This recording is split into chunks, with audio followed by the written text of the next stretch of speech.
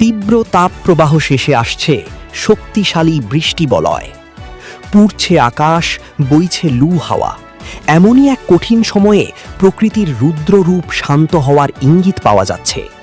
আবহাওয়া গবেষকদের তথ্য মতে ধেয়ে আসছে বছরের পঞ্চম বৃষ্টিবলয়, যার নাম দেওয়া হয়েছে ঝুমুল। এটি কেবল স্বস্তি নয়, সাথে নিয়ে আসছে ভারী বর্ষণ ও বজ্রঝড়ের প্রবল সম্ভাবনা। বৃষ্টির সময়সূচি ও ব্যাপ্তি। বেসরকারি আবহাওয়া গবেষণা সংস্থাগুলোর দেওয়া তথ্য অনুযায়ী এই বৃষ্টিবলয়টির স্থায়িত্ব এবং প্রভাব হবে নিম্নরূপ।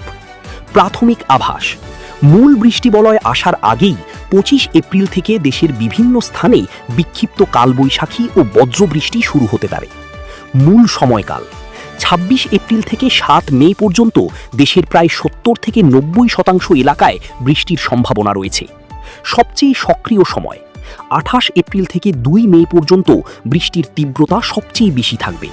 এছাড়া 4 ও 6 মে পুনরায় বৃষ্টির দাপট বাড়ার আশঙ্কা রয়েছে। আঞ্চলিক প্রভাব: বৃষ্টিবলয় ঝুমুল দেশের সব জায়গায় সমানভাবে প্রভাব ফেলবে না।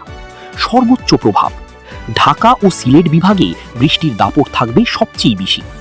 মাঝারি প্রভাব: ময়মনসিংহ, রংপুর এবং চট্টগ্রামের উত্তরাঞ্চলেও ভারী বৃষ্টির সম্ভাবনা রয়েছে। স্বল্প প্রভাব: বরিশাল ও খুলনায় মাঝারি বৃষ্টিপাত হতে পারে, তবে রাজশাহী বিভাগে এর প্রভাব তুলনামূলক কম থাকার কথা জানানো হয়েছে। সতর্কতা ও ঝুঁকি: স্বস্তির বৃষ্টির আড়ালে লুকিয়ে আছে কিছু প্রাকৃতিক দুর্যোগের শঙ্কা। আকস্মিক বন্যা: ভারতের আসাম ও মেঘালয়ে ভারী বৃষ্টির কারণে নেমে আসা পাহাড়ি ঢলে সিলেট ও ময়মনসিংহের নিচু এলাকাগুলো প্লাবিত হতে পারে। নদ নদীর পানি বৃদ্ধি: সুনামগঞ্জ, নেত্রকোনা, কিশোরগঞ্জ ও কুড়িগ্রামের নদ নদীতে পানির স্তর দ্রুত বেড়ে যাওয়ার ঝুঁকি রয়েছে।